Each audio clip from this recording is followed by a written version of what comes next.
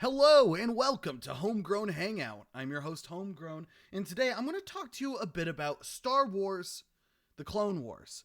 So, I just watched all 7 seasons of Star Wars The Clone Wars, and I know that you are going to get. I haven't released the other videos yet. You're going to get all the videos, all my Star Wars prequel stuff, all in one go. That's not how it happened from my end. So I watched episode 1, made a video. Episode 2, made a video. I watched all 7 seasons of The Clone Wars. And this is the video that came from that. So, without further ado, the Clone Wars is a very interesting. It is a piece of media. It is a TV show, and it is also a historical event within the fictional Star Wars universe. So the Clone Wars, I will prefer to refer to the Clone Wars and talk about it as the fictional historical event, or the fictional event rather than the TV show. So the Clone Wars was a conflict between the Separatists and the Republic. So, the basic gist for why the Separatists ultimately seceded from the Republic. Now, I initially erroneously compared the Separatists to the South during the Civil War, but that's not really what it is. Honestly, from what I could tell, so the Separatists mainly make up non-humanoid alien species. It's made up of planets that are mostly populated by non-humanoids. So humans basically can kind of be a stand-in for white people in the Star Wars universe, and the alien races can almost be a stand-in for indigenous people. Now that's pretty yikes, but it's kind of a fair comparison. And in that regard, the Separatists were indigenous uprising, the people in the Outer Rim who were tired of being ruled by the human-led Senate, the human-led Republic. The Republic was not quite. It wasn't literally the Empire yet, but it was getting there. And a lot of the indigenous people in the Outer Rim were feeling fed up from what they perceived as the imperial nature of the Republic. And so in Count Dooku, they saw a liberator. And that's kind of the internal separatist point of view. That the Republic is corrupt, it's greedy, it's run by corporations. Corporations literally have seats in the Senate. The Trade Federation had a seat in the Galactic Senate. Now, the Separatists said, no, we don't want to deal with that. We want our own better system. And we don't want to sacrifice lives to bring about that system, so they procured a droid army. Now, the Republic had a very different perspective. The perspective of the Republic was obviously the Separatists are leaving the Republic, and that's bad. The Republic is good. We are the people that are spreading peace and democracy, across the galaxy, and of course they are the bad guys. They're trying to secede. Of course they're bad. And it feels almost analogous to, I don't know. It's not really analogous. Maybe the prolonged war on terror. But the Clone Wars was a very short event. The Star Wars universe is weird. So part of it is very stretched out, and other parts are very compressed. So apparently the Republic is prosperous and fine for 1,000 years. And then all of a sudden the Skywalkers show up. And then within the span of 30 to 40 years, there is the most turmoil the galaxy has seen in 1,000 years. So ultimately the the what we know to be true is that both sides are being orchestrated by Darth Sidious, who is Palpatine, obviously.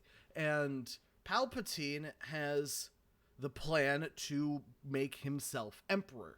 So the Clone Wars was an engineered event in order to destabilize the galaxy, to convince the galaxy that the Republic can't maintain stability. The Republic is inefficient. It can't do the things that it's supposed to do. That's why we need something better, something stronger, something to bring peace and stability to the galaxy. It's why they needed the Empire. So the Empire, so the Republic does not have parties, not obvious ones. However, it does have its moderates, and it does have its more, it does have its sides, but they're not like party based. It's more independent people and their independent ideals, which is like better, but it kind of makes it like harder to tell people's true intentions. Palpatine comes off as a moderate and basically is like an enlightened centrist. That's how he purports himself to be, when in reality he's a fascist that wants to take over the government and install himself as emperor.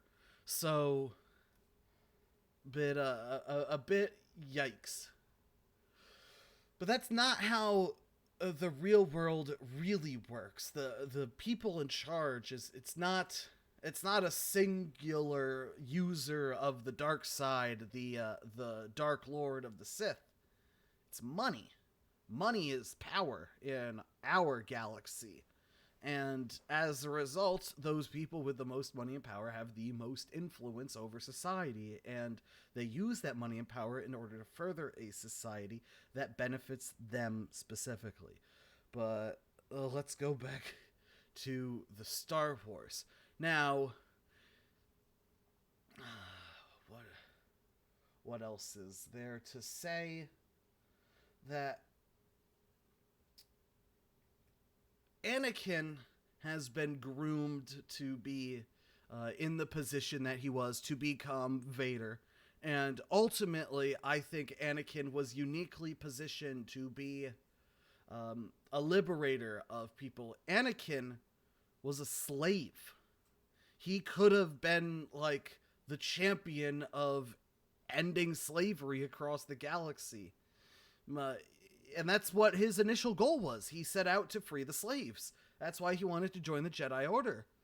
But in joining the Jedi Order, he became sucked into their procedure and the way they do things and their mode of operation.